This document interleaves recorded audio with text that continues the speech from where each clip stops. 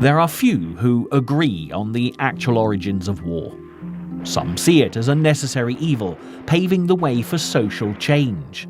Others see it as simply an extension of political discussion. And even Plato had his say, believing war to be the result of human desire. No one can deny the fact that our history books are littered with the wars waged throughout the ages, as this curiously human form of struggle has existed since man first walked the earth, spanning from the battles of the ancients to the conflicts of the present day.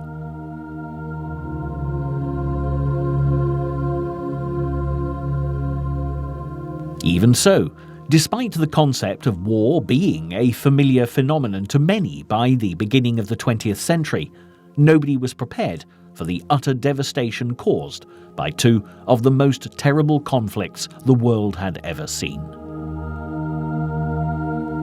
Fed by the furnaces of the Industrial Revolution, the advances in military technology now meant that war had taken on a new form, with submarines, deadly mines, aeroplanes, and ultimately, at the end of the Second World War, the most terrible weapon of them all, the atom bomb, causing death and destruction on a never-before-seen scale.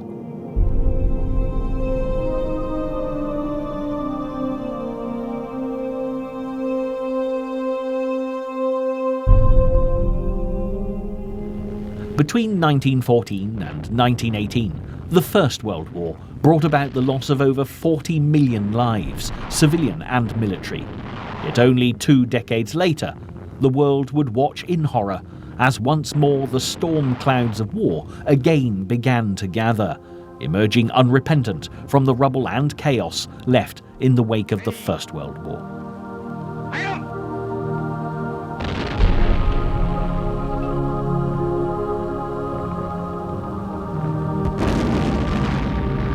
The Second World War was fought between 1939 and 45, and even now, many years later, the question of how this can have happened after what had been dubbed the war to end all wars is still being asked. The nations of Great Britain and the Commonwealth, France and later the United States of America among others, would unite to form the Grand Alliance, more commonly known as the Allies, and they fought to protect democracy and freedom against the threat of Nazi-led Germany, Imperial Japan, and Mussolini's fascist Italy. The Soviet Union, under Joseph Stalin, agreed a non-aggression pact with the Nazis right at the outset of the war.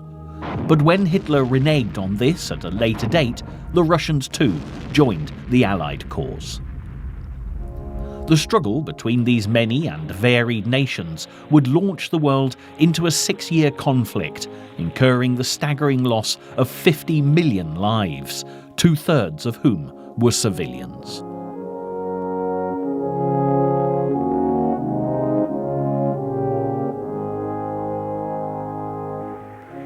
Using stunning archive footage, this programme will explore the events that led to the declaration of the Second World War on the 3rd of September 1939, and perhaps more specifically, study how the personalities of two men, Winston Churchill and Adolf Hitler, began to shape the contours of this long and devastating conflict. Looking back with all the benefit of hindsight, it's clear that swifter action and better preparation might have averted a war that still casts its shadows over the memories of people across the globe. But to understand the climate in which the first battle cries rang out, we'll need to step back to the early 20th century and explore history a little more thoroughly. The First World War had left Europe in turmoil, virtually bankrupt, and with many of the political and social institutions that had lain at the very heart of each nation badly shaken.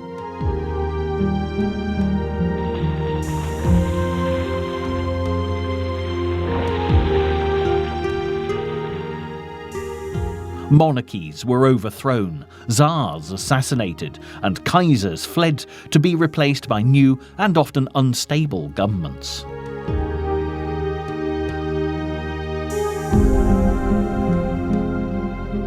Mussolini established his fascist state in Italy.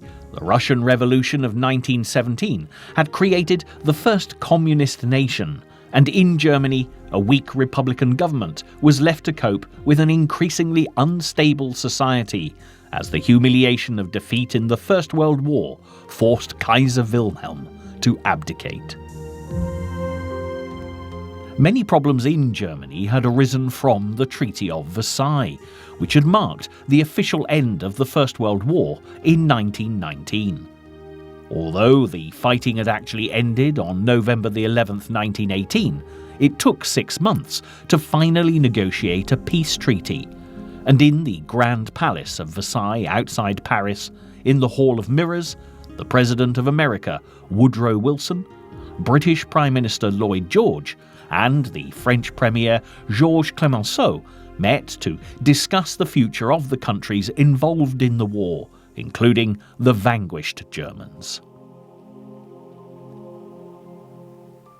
Before the war, Germany had been the second biggest industrial power in the world after the USA.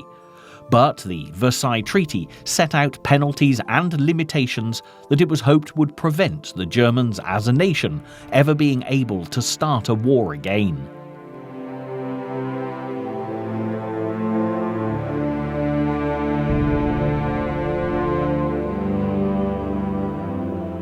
This involved taking away valuable industrial land, its military power, and inflicting a huge war debt on the country.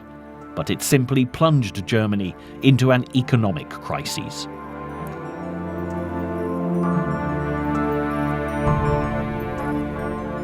The greatest humiliation of all was the clause that insisted Germany accept full responsibility for the war.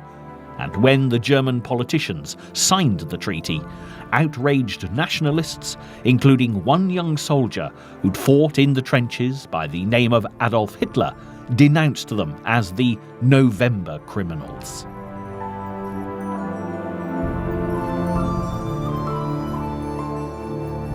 As the century progressed, the 1920s saw a once proud nation struck by poverty, unemployment, and terrible hardship. And when Adolf Hitler emerged, promising to restore Germany to her former glory, everyone listened. Although Adolf Hitler was born and raised in Austria, he'd adopted Germany as his homeland and had served in the trenches of the First World War for his adopted country, and was even decorated with the Iron Cross for his bravery. After the war, his role changed, and the army, fearing communist uprisings, sent him to spy on the German Workers' Party, and it was here that Hitler discovered politics. Infuriated by a comment one of the guests had made about separating Bavaria from Germany, the fiercely patriotic Adolf made a furious 15-minute speech, and the astonished party members realized that they had found a valuable weapon.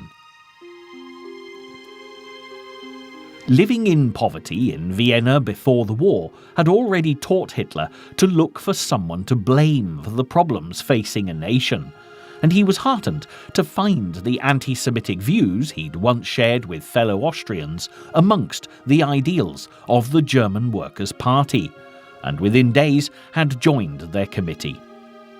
Impressed by Hitler's captivating speeches, party members grew from tens to hundreds and then thousands.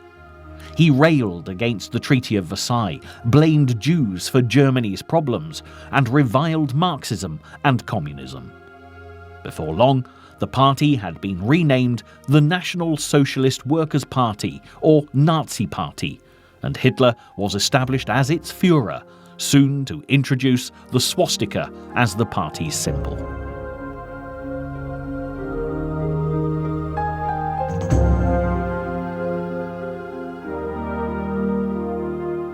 But as Hitler's speeches grew even more hysterical, the situation in Germany grew even more dire, and with the Allies demanding a payment for war damages, many became poverty-stricken, leading to hunger riots and chaos. The Nazi Party attempted to seize power as early as 1923 in Munich. However, when the coup failed, Hitler was imprisoned for treason. And although this appeared to be the end of Hitler's political career, it in fact proved to be only the beginning. The passionate speeches he made during his trial were published in newspapers throughout Germany, and suddenly the Nazi Party's ideas began to become a part of public consciousness. Hitler wasted no time in prison, committing his ideas to paper in his book Mein Kampf, and the truly appalling principles that within a decade would shape the future of Germany began to emerge. He blamed the Jews for many of the nation's woes and accused them of conspiracies to control world finances and the press. He hailed the Aryans as the supreme race above the Jews, Czechs, Poles and Russians, believing therefore that he was entitled to acquire more land for Germany. This Lebensraum, or living space as he called it, would be acquired by force, and Hitler spoke of enslaving or eliminating entire races, not to mention the importance of his ambition to first attack France in order to avenge Germany's defeat in World War I. When Mein Kampf was released in 1925, it wasn't hugely popular, but nonetheless served as a warning to the world, despite being a warning that was in effect virtually ignored. But Hitler would have to be patient. Germany's economy stabilised a little, and there was a sense of relief amongst the population, far more interested in enjoying life than listening to talk of war and revenge.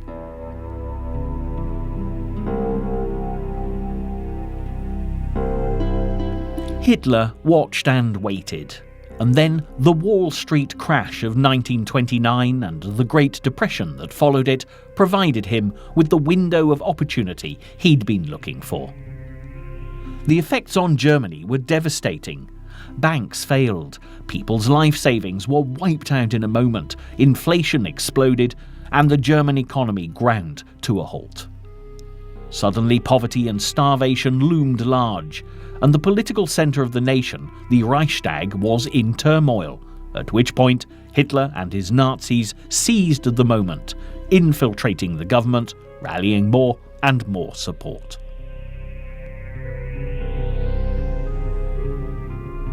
On January the 30th, 1933, Hitler was made Chancellor of Germany, and as the Nazi brown shirts and the SS marched victoriously beneath the giant columns of Berlin's Brandenburg Gate, thousands cheered them on.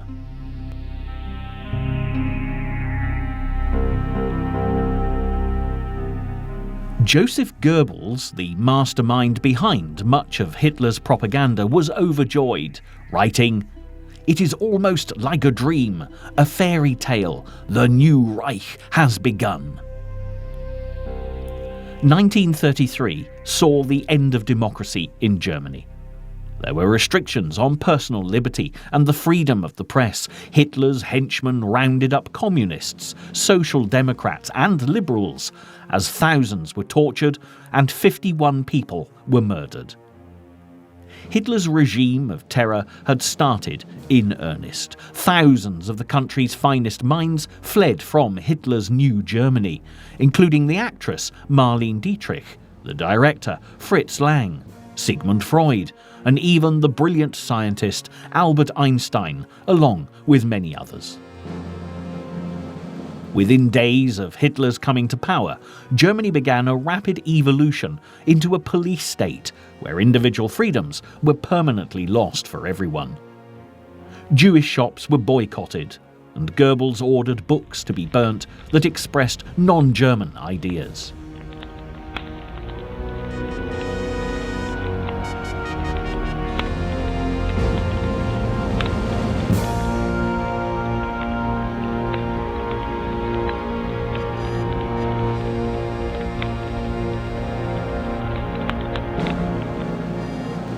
Support for Hitler continued to grow at an alarming rate, and rallies increased to greater sizes than ever. When the 87-year-old President Hindenburg died on August the 22nd, 1934, Hitler snatched presidential power too, and Germany had a Führer that nobody could either question or challenge.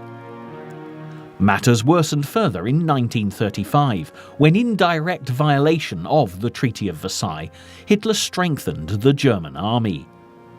As Hitler methodically built his military machine, thousands of miles away, another dictator had similar plans to gain more land for his country. In October 1935, the Italian leader Mussolini invaded Abyssinia in North Africa, hoping to boost his political prestige and find land to colonise. There was a public outcry in Britain, but despite fierce criticism, Stanley Baldwin's government did nothing to stop the Italian leader. This might well have encouraged Hitler, and when he marched his army into the industrially rich Rhineland, which had been taken from Germany after the First World War, yet again there were no repercussions. On the 7th of March 1936, the world watched and waited for Britain and France to react, but they did nothing, little knowing that if they had, World War II might never even have started. Hitler stated that if the French had marched into the Rhineland, we would have had to withdraw with our tail between our legs, for our military resources were wholly inadequate for even a moderate resistance. And he also threatened to kill himself if Britain and France had acted against him. But with the moment past, in 1936 the world poured into Berlin for the Olympic Games, and as medals were won and the crowds cheered, Hitler continued to plot and scheme.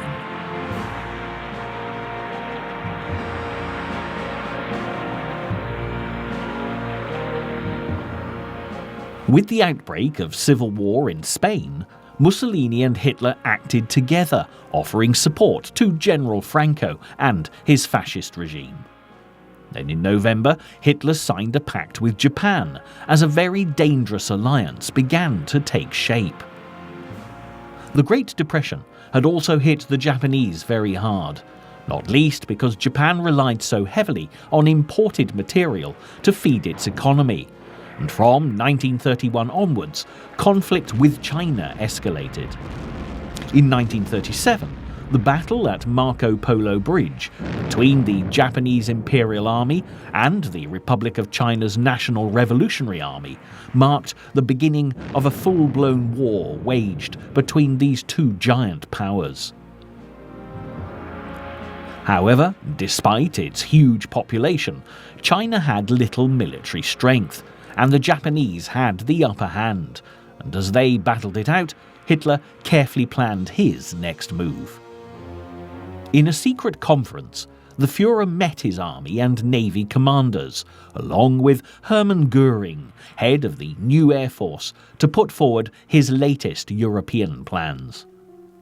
Announcing his objectives for seizing Austria and Czechoslovakia to protect Germany's eastern and southern borders, he stressed the importance of capitalizing on the military and political weakness of France and Britain, describing the countries as two hate-inspired antagonists who must be overcome.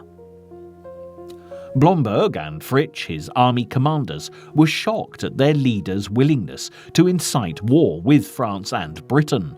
But Hitler was now so powerful, it was dangerous to even question his actions, and he evidently took a dim view of their lack of support, because shortly afterwards, humiliated by sex scandals, they were removed from their posts. By 1938, unhindered by any opposition, Hitler forced neighbouring Austria into unification. After bombarding the nation with Nazi propaganda for many months, the troops marched in, and the Austrian Chancellor, after arguing with Adolf Hitler for hours, was beaten into subjugation. The country was annexed to Germany without a single shot being fired. This union now placed neighbouring Czechoslovakia in a very dangerous position, and it didn't take Hitler very long to let the world know that this was where he was heading next. 20,000 Nazis cheered, and the world looked on in horror as Hitler threatened war with Czechoslovakia at a Nazi Congress in Berlin. Those who'd built the foundations for the Treaty of Versailles were now in no doubt that action was absolutely necessary. When Prime Minister Stanley Baldwin had retired, Neville Chamberlain had stepped into the breach, taking a strong anti-war stance. And as the gas masks were distributed and sandbags filled, he flew to Germany to attempt to negotiate a peaceful settlement to the growing crises with Hitler. On September the 28th, 1938, 4 world leaders, the French Premier Edouard Daladier, Mussolini, Hitler and Neville Chamberlain, met in Munich to resolve the future of Czechoslovakia. Many of the men in the British cabinet had fought in the First World War, and after experiencing its horrors, felt compelled to prevent a second. So, Chamberlain and Daladier, faced with the threat of another global conflict, agreed to grant Hitler a part of Czechoslovakia, taking the Führer's words that this would be his last territorial claim in Europe. Although the crowds and politicians cheered as Chamberlain returned to Britain, waving Hitler's signed promise of peace, there was one politician who voiced grave concerns. He was none other than Winston Churchill, and he'd been warning about the danger Hitler was posing the free world since his rise to power in the early 1930s. Churchill's comments about the Munich Treaty left no doubt as to his views about Prime Minister Chamberlain's actions, and when he said, "Britain and France had to choose between war and dishonour, they chose dishonour, they will have war," he proved himself to be one of the few people reading the situation correctly. Then, to Neville Chamberlain's disbelief and total horror, on the 15th of March, with no word of warning, Hitler marched into the now vulnerable Czechoslovakia and claimed it as his own, adding their military and industrial strength to that of Germany. The Allies had lost the perfect opportunity to make a stand against the Nazi regime at Munich, and after practically giving Hitler Czechoslovakia on a plate, they were now at an even greater military disadvantage.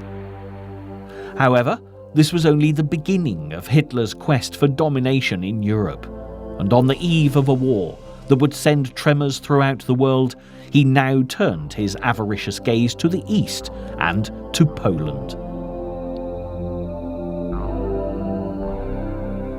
In the summer of 1939, Germany began a violent campaign against Poland for the return of the land of Danzig and the Polish Corridor, territory that Germany had lost after the Treaty of Versailles.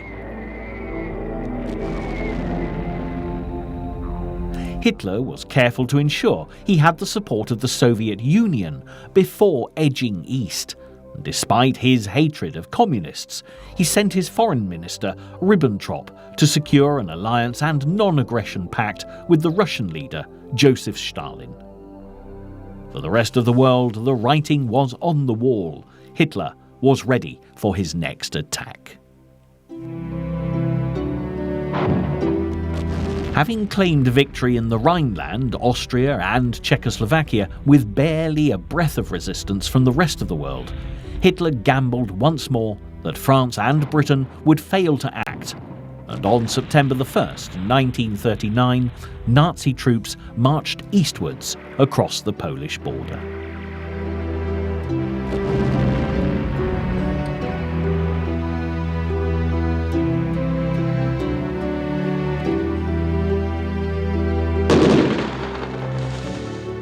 But this time, Britain and France were duty-bound to come to the aid of Poland, there being an agreement to do so already in place. So, an ultimatum was issued warning Hitler that if he didn't withdraw his troops from Poland with immediate effect, a state of war would be declared. The deadline for withdrawal was 11 a.m. on Sunday, September the 3rd, 1939. And when no word from Germany was forthcoming, just 15 minutes later, Neville Chamberlain announced to the people of Britain that they were now at war with Germany. I am speaking to you in the Cabinet Room at 10 Downing Street. This morning, the British ambassador in Berlin handed the German government a final note stating that unless we heard from them by 11 o'clock, that they were prepared at once to withdraw their troops from Poland, a state of war would exist between us. I have to tell you now that no such undertaking has been received, and that consequently this country is at war with Germany.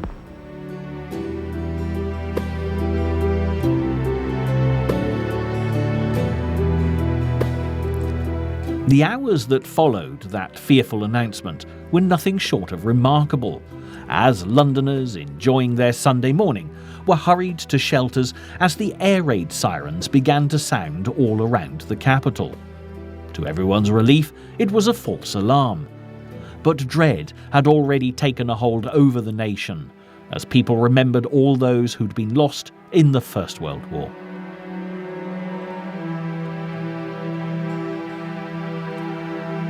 By the end of September the 3rd, in just a matter of days, with the fear of a Nazi attack on the horizon, 1.5 million evacuees had been sent to the relative safety of the countryside, including children with their teachers, expectant mothers, and women with babies.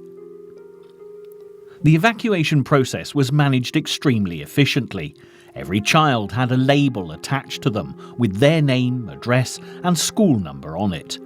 They all had to carry a gas mask, toothbrush, comb, soap, towel, nightwear, spare underwear, and if they possessed one, an overcoat. The process was nevertheless extremely traumatic, as families said their goodbyes with the children sent to stations, only to be issued with a blank ticket, as it still wasn't known where their destination would be. However, the first casualties of war that day weren't to be in the cities, but actually far out at sea. The SS Athenia was carrying over 1,000 passengers, including women and children, to Canada from Dublin, and just hours after the declaration of war, the ship was attacked by a German U-boat. 112 lives were lost, making any plans Hitler had for negotiating a peaceful settlement at this stage very unlikely indeed.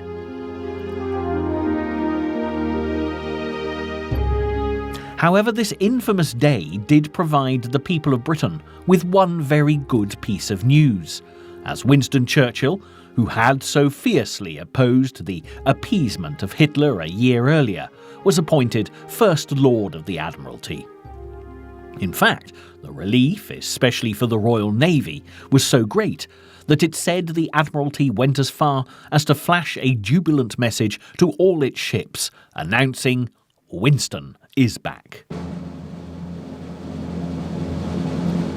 For Churchill, who was born at Blenheim Palace in Oxfordshire, the son of Lord Randolph Churchill and his lady, the American society beauty Jenny Jerome, this wasn't the first time he'd been First Lord of the Admiralty.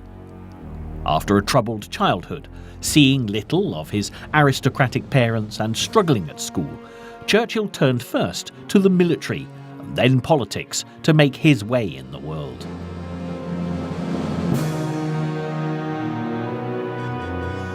But Churchill was never a stranger to controversy, switching political parties on more than one occasion, and also being held responsible for the tragedy that was Gallipoli during the First World War, which meant his time at the Admiralty was short-lived.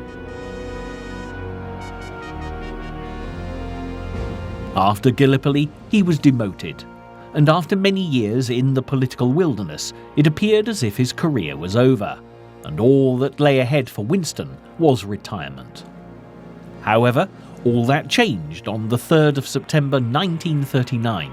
His country was in desperate need of his straight-talking brand of politics. And being the man that he was, Churchill answered the call. After all, he'd been proved correct over Hitler's evil intentions, and in the nation's eyes, he was the right man for the job, first at the Admiralty and then a great deal more besides.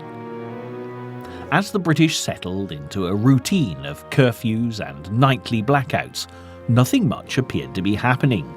The only casualties seemed to be from road accidents and people taking falls as headlights and street lamps were literally blacked out.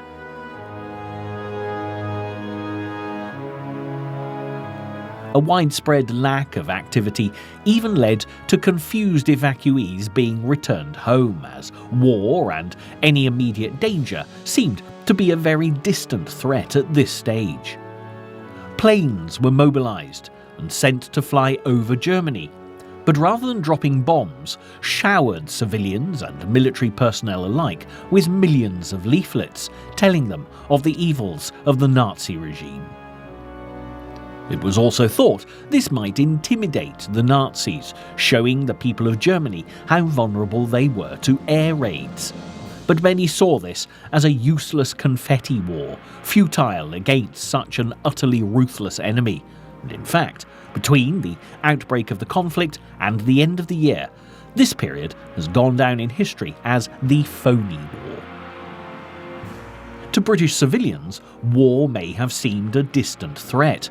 But 1,000 miles away in Poland, it was a very different story. The harsh reality was a nation being obliterated by the Nazi forces, and the people in Poland were in desperate need of help from the Western Allies. Hitler's Nazi commanders showed no mercy in their attack on Poland. The once calm fields and forests shuddered and shook as swift columns of tanks and armoured trucks thundered through the landscape, destroying everything in their path. The German Air Force, the Luftwaffe, swooped across the skies above, obliterating buildings and roads, scattering civilians in all directions.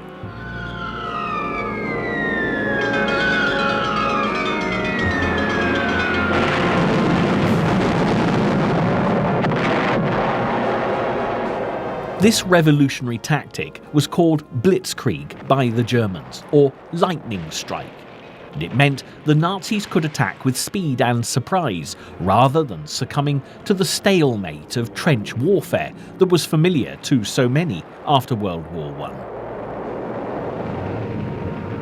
The British and French, who believed the Polish were capable of maintaining their defences for 2 to 3 months before needing additional military support, were sadly mistaken. Huge numbers of civilians were killed as terror bombing swept through Poland, with the Nazis merciless in their attack, ruthlessly murdering many Poles. Operation Tannenberg took 20,000 lives, with shootings at 760 mass execution sites. But these cold-blooded killings were only the beginning of countless atrocities that would be committed during the Second World War. Waiting for help from their Western allies, the Polish militia and civilian volunteers bravely tried to defend their capital, Warsaw.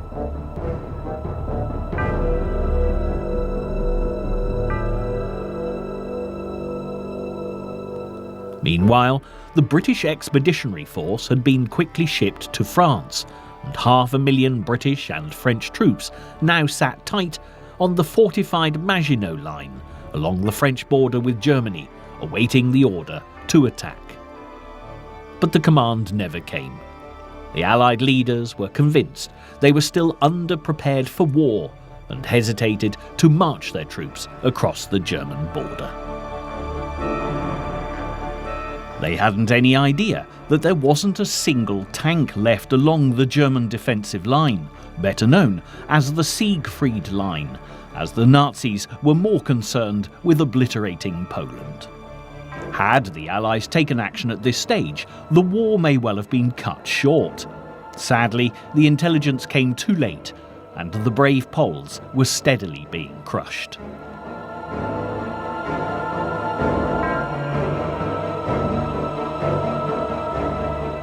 But worse was still to come. On September the 17th, the Soviet Red Army, 800,000 strong, marched into an eastern region of Poland to stake their claim, just as Stalin had agreed with Hitler, carving up the Polish nation between them. Hundreds of miles to the west, the people of Warsaw fought on until disease, starvation, and utter exhaustion forced them to surrender. The beautiful capital of Poland had been literally bombed to the ground, and on the 28th of September, the defeated militia were marched out of the city as the Nazis victoriously marched in.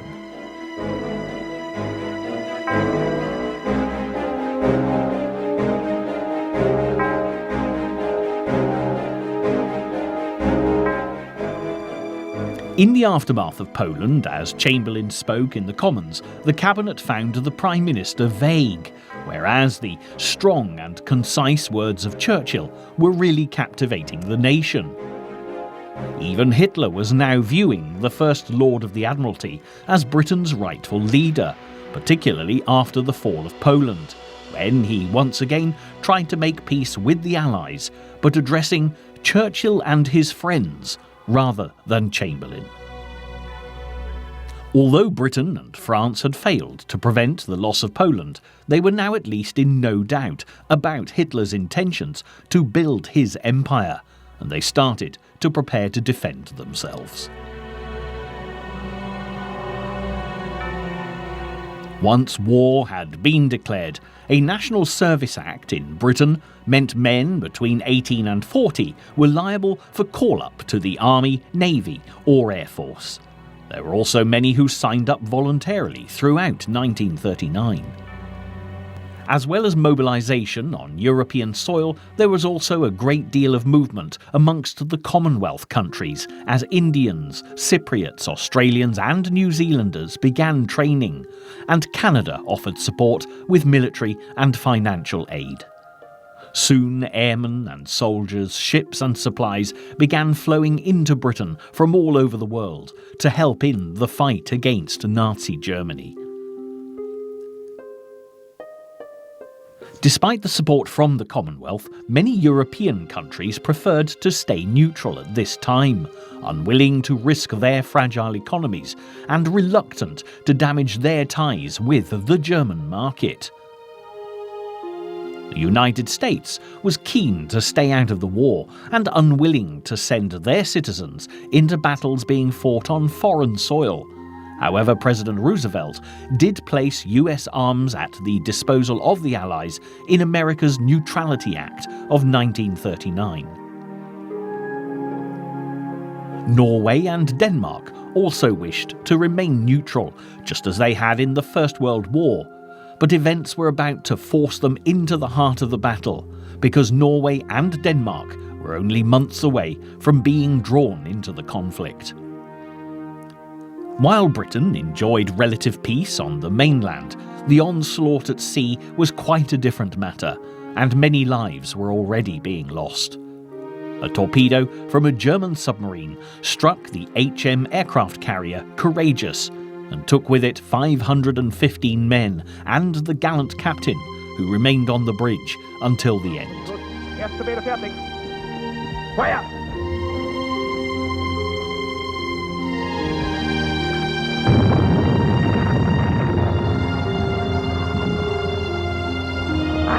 Schon wieder einer.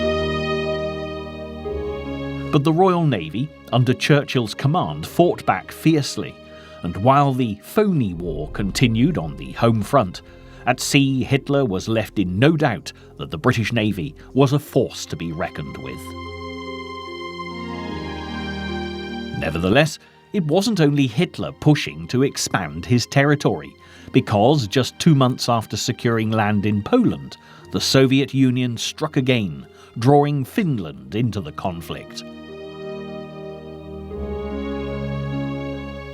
Despite the non-aggression pact with Hitler, Stalin felt vulnerable in Europe and feared Germany, France or even Britain might use Finland as a bridgehead for an attack on Leningrad. It had been agreed as part of the deal that Finland would be consigned to the Soviet sphere of influence, and the Russians were keen to take what they viewed as rightfully theirs.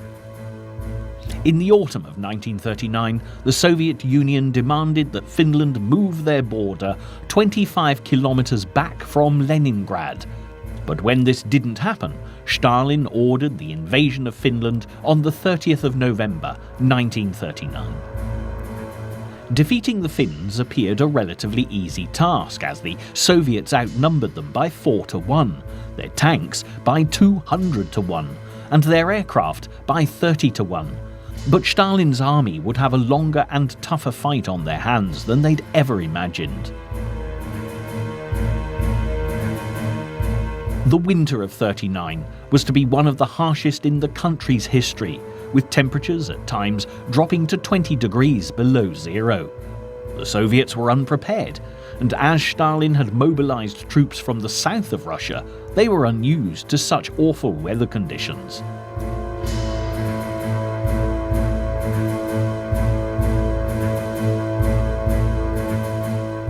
Conversely, the Finns were on familiar territory, and fast-moving ski troops dressed in white camouflage suits put up a fierce fight against the invaders. Despite alarming shortages in equipment, weapons and ammunition, the Finns picked off the Russians as they huddled around their campfires and captured their supplies.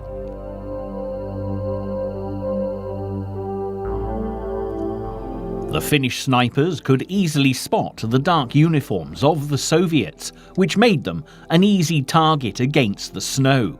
In fact, one of them, a farmer by occupation, managed to kill 542 Red Army soldiers, making him the deadliest sniper in military history. The world became captivated by the Finnish plight and their ghost-like troops gliding through the dark winter forests, and the fight against the Soviets united a nation which only 20 years earlier had been ripped apart by a bloody civil war.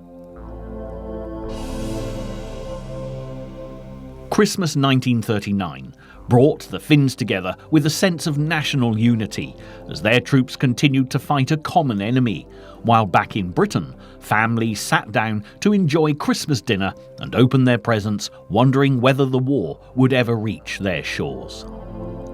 As the new year of 1940 dawned, the conflict at sea suddenly began to have a different effect on the nation.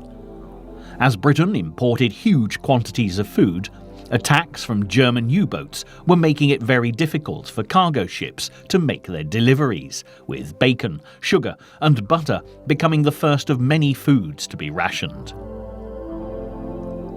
Each family was given a ration book with coupons to make sure that everyone got their fair share, as the British began to feel the first effects of war. A key player in the loss of British merchant ships was the heavily armed German battleship, the Graf Spee, which had managed to sink no less than 9 Allied ships in 1939.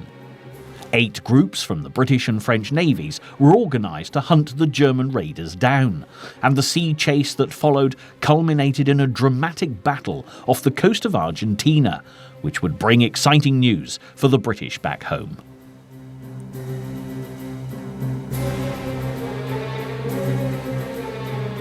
Although the Navy managed to sink the Graf Spee, there was still the issue of 300 British prisoners, captured from the ships the Nazis had sunk and transferred to another German ship, the Altmark, to be addressed. The Admiralty, under the command of Winston Churchill, ordered the destroyer HMS Cossack to rescue the men, and the Altmark was finally tracked down in neutral Norway, hiding in a fiord. The Cossack followed her in, ran alongside, and after a dramatic battle resulting in hand-to-hand combat, the prisoners were finally rescued.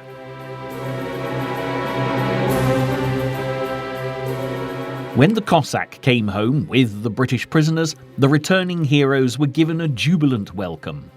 In London, Churchill paid tribute to the Navy's victory, making him even more popular with the people of Britain. And as Chamberlain's government continued to disappoint, he became the obvious choice to lead the nation against Adolf Hitler's advances. Amidst all the excitement, the Allies continued to plan their mission to provide aid for Finland. But by the 15th of March, the badly bombed-out Finns could wait no longer and decided to make peace with the Red Army. Just as the Soviets had demanded, the new frontier was put in place, forcing 200,000 Finns to pack up and leave their homes. The failure to help Finland led to great discontent amongst the people of France and Britain, and the Allied leaders were blamed for their lack of action. Only 5 days after the Moscow Peace Treaty was made with Finland, the French Premier was replaced, and the writing was on the wall for Neville Chamberlain as the number of his critics grew in the House of Commons. The fall of Finland had not only shaken the British and French, but its Scandinavian neighbours were now beginning to doubt whether staying out of the war would be an option. Both the Allies and the Germans were now focusing on Norway, which was geographically important to both sides, as well as being an important outlet for Swedish iron ore, fueling the Nazi military machine. Winston Churchill was keen to put troops into Norway, but Chamberlain and the cabinet refused to listen to his warnings, and yet again the Allies lost an opportunity to be one step ahead of Hitler, who quickly seized the moment. The Nazi attack on Norway and Denmark left no doubt that the Germans' military skill and organisational abilities were devastating. Ironically, the Allies had expected the Germans to proceed by land, rather than risking a confrontation with the superior forces of the British Royal Navy. But this is precisely what the Nazis did. On April the 9th, 1940, the Nazis launched their attack on Denmark and Norway and took everyone by surprise. Denmark surrendered immediately, losing only a few soldiers, but Norway continued to resist for as long as they could. Faced with the extraordinary tactics of the Germans, defending Norway was virtually impossible, and before Britain, France and the Norwegians could gather and organise their forces, the Germans had seized strategic territory along the coast, reaching as far north as the port of Narvik. When news reached London, and Churchill's wise words were again proved correct, at first the cabinet struggled to believe what they were being told. As a result of Chamberlain's indecision, the Allies had lost Norway before they could even begin to think of saving it. The Nazis now had a firm foothold, worryingly close to Britain, and although Hitler's ships were being constantly hit in battle, the Germans resolutely forged ever onwards.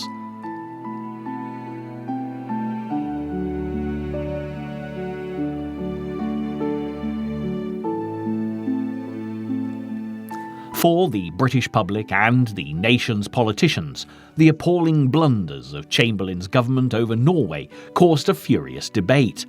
And in the House of Commons, it was evident that the Prime Minister no longer had the confidence of his people, and honourable to the last, Chamberlain resigned.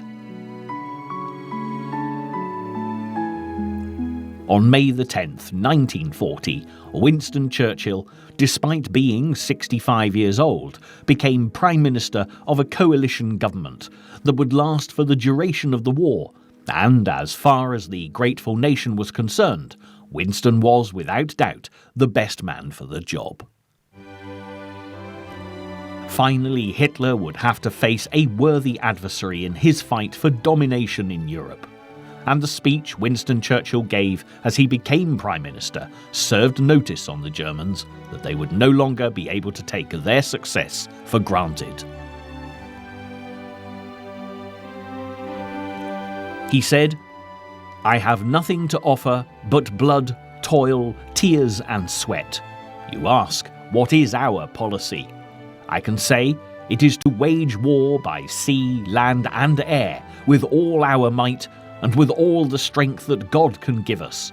To wage war against a monstrous tyranny, never surpassed in the dark, lamentable catalogue of human crime. That is our policy. You ask, what is our aim? I can answer in one word.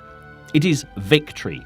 Victory at all costs. Victory in spite of all terror. Victory, however long and hard the road may be.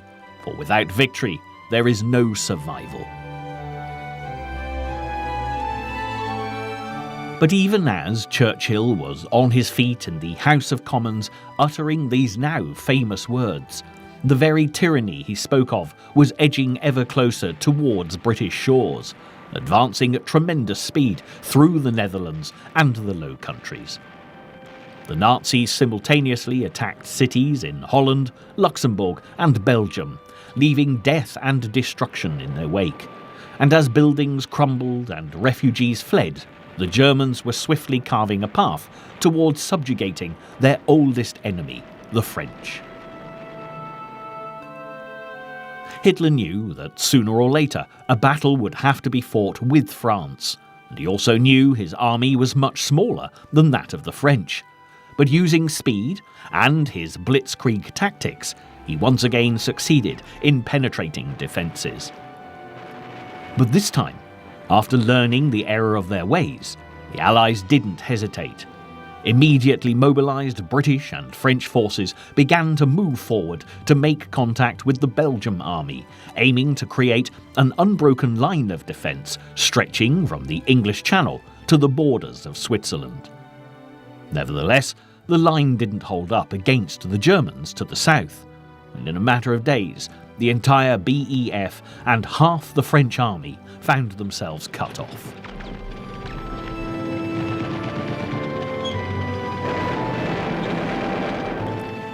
By May the 12th, the Germans were already on French soil, and just a day later, a 50-mile gap had grown between the two halves of the French army. The Luftwaffe had inflicted huge losses on the RAF, the French Air Force had been virtually destroyed, and the Germans were only 3 days into the invasion. As 1 million refugees found themselves not knowing where to go, with Holland already lost and Belgium faltering. On the 16th of May, the French Commander-in-Chief, General Maurice Gamelin, confessed to the Anglo-French Council of War in Paris that he had no reserves left. It was a grim day for France, and matters were deteriorating fast. By May the 20th, the Germans had reached the coast, and there was now a line of Nazi soldiers stretching from Germany to the sea, separating the Allied forces.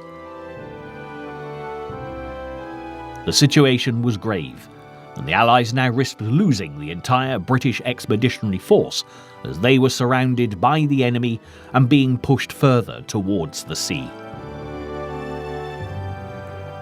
The battle-weary British soldiers were under attack from every angle, and finally fell back towards the northern French town of Dunkirk. Thousands of lives were going to be lost, and Hitler was convinced that victory would be his, leaving France wide open, ready for a Nazi occupation. But Hitler, despite his military success to date, had without doubt underestimated the tenacity of Winston Churchill and the British people, who were about to make history with one of the most extraordinary rescue operations known to man. The phony war was over, and with Europe reeling from Hitler's onslaught, the storm had broken, and the race for Dunkirk was on.